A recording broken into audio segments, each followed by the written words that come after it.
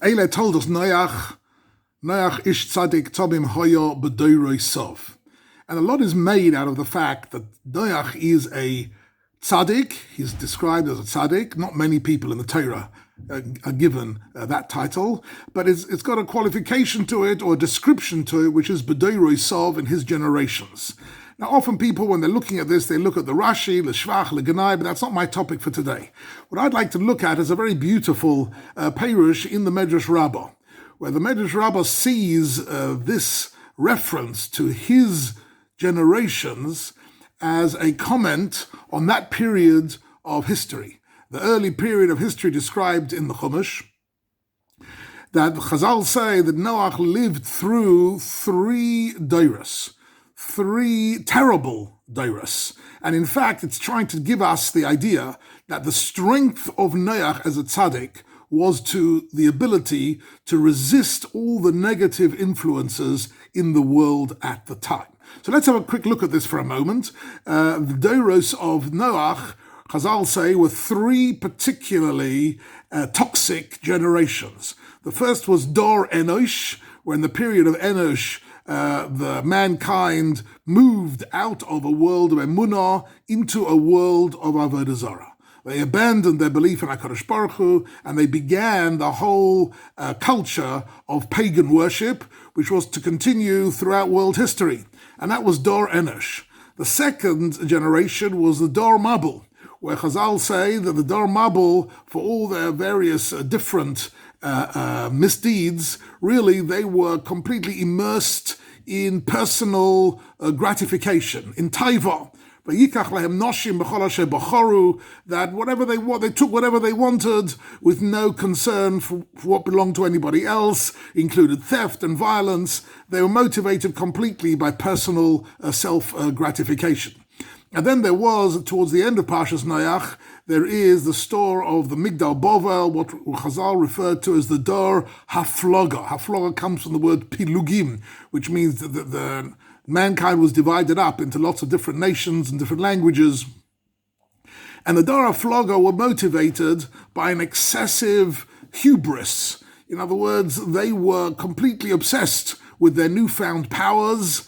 Interestingly, there's some modern references there to, they suddenly realized that Nilbano Levanim, that we're able to build with bricks. We don't need any more caves, we don't need any more stones.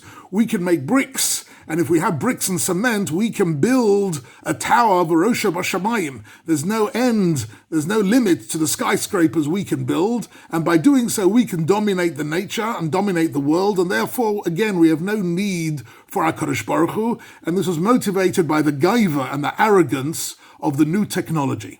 So all these three generations reflected a certain rejection of emunah and yirat shamayim, all for different reasons. And the three reasons are described in the Mishna in Pirkei Avos as hakina v'hataiva v'hakovod motziin es ha'odom min ha'olam. And this is a reference, what is it, motziin es ha'odom min ha'olam? It means a person loses his touch completely with a world of value, a world of purpose, a world of emunah, because of three different aspects of human nature, which in a sense are natural. Everybody's got and has to have a certain amount of taiva, of desire for self-gratification, to have food, to raise a family, etc. That has to happen. A certain amount of kavod, a certain amount of self-assurance and pride is necessary. And Kinar comes from the word possessiveness. One has to feel possessive about one's possessions to protect oneself from people who wish to take it away from you. So all these three tendencies, kinar, taiva, and kavod, in a small degree are essential for life, but in a strong amount, they are motziin es ha'odom min ha'olam. They are completely destructive. And this, say the Mefarshim, I saw this in the Shem Shmuel, in the Nesiva Shalom later on, other Mefarshim say that the Torah goes out of its way to describe to us the Aveirus, the misdeeds of some of these generations, in order to explain, first of all, the human tendency to be drawn after kinah, taiva and kavod, that is a normal, natural tendency, but it can go amok, that this can get out of control completely. And really, we see, for example, Cain is called Cain because his mother said, Konisi Ishes Elokim. She was over-possessive about her child. She felt he was a possession of hers, and he became a man of possessiveness, so much so, as his name Cain indicates, that he couldn't bear to share the world with Hevel. He was jealous. So Cain comes from Kinah. That's the kinah, that is the motivation of jealousy, which can't bear the success and the abilities of other people. And then there is the dar hafloga, which is taiva, which is based on a desire for pleasure and self-gratification. And then there is covered the dar hafloga. Say Chazal something very beautiful. If you have a look at the first possuk of Tehillim, it's a reference to Noach. Ashrei ho-ish. So ish here is Noach ish tzaddik. Ashrei ho-ish. Happy is the man. Shlo holach b'derech rashoim. Uva'atzas uv'derech chatoim lo omad. Shlo holach ba'atzas. How does it go again? Asher lo holach ba'atzas rashoim. He didn't follow in the ideas of the wicked. Uv'derech chatoim lo omad. He didn't stand together with people who were engaged in chataim. Uv'moshav leitzim lo yoshav. And he didn't get involved in the moshav leitzim, in a society of people who make fun of things which are serious.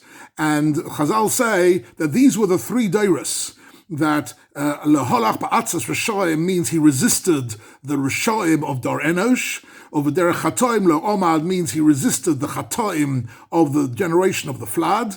And Moshav leitzim lo yoshav, he resisted the gaiva and the hubris of the people who built the Migdal Bovel, and because he was able to resist all this negativity, that made him into an Ish Tzaddik. Ki im Terrace Hashem cheftzo, continues the Medrash Rabbah in this week's parasha, that in Terrace Hashem cheftzo is a reference to Noach, who really laid the foundations of Torah through the Sheva Mitzvot B'nai Noach. Okay, that's a whole separate discussion of the Sheva Mitzvot B'nai Noach, but that was the beginning of Torah.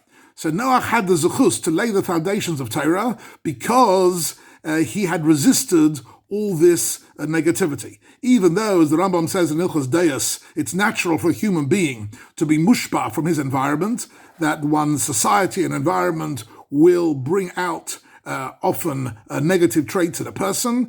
Noach was able to resist all that, and that was his great claim to fame. Where he didn't succeed, and this will Chazal contrast Noach to Avraham Avinu, he wasn't able to go out there and change the world. So Jewish history only begins with Avraham Avinu, because Avraham Avinu not only resisted all these negative influences, but he decided, he decided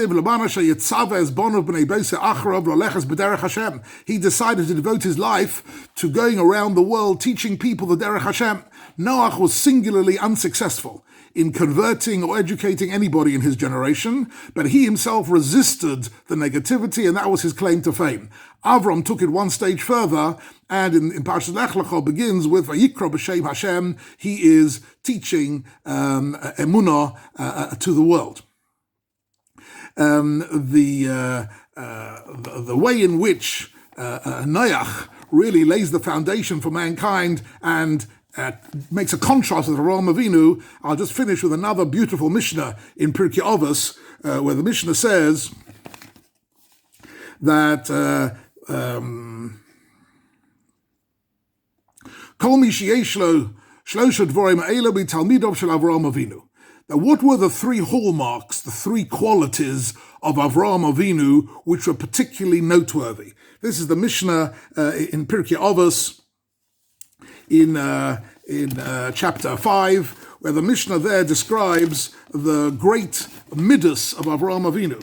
So it says there, what are they? So the Mishnah lists three: ayin taiva, the ruach nemucha, the nefesh shefola. So if you look in the Baratanura and the Rambam and the Mefarshim, so ayin taiva is the ability to look at the world and rejoice in other people's success.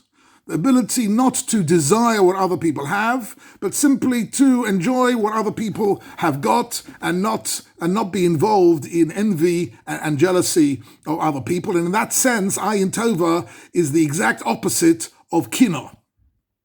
The next thing is, the Mishnah says, Nefesh Shafola. Nefesh Shafola, the Mephoshim there, says that he was moderate in his personal pursuit of pleasure.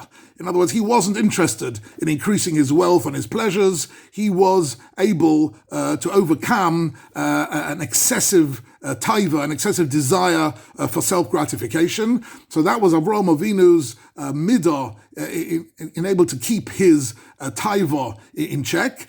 And thirdly is the ruach nemucha, is his anova, where Avraham says, Anochi ofor v'efer, in contrast to the Dor HaFloga, who said, Na'aseh lanu sheim. So you have here a very interesting parallelism between the three cardinal Averis of Kina, Taiva, and Kavod, which are the Averis of the early Deiros.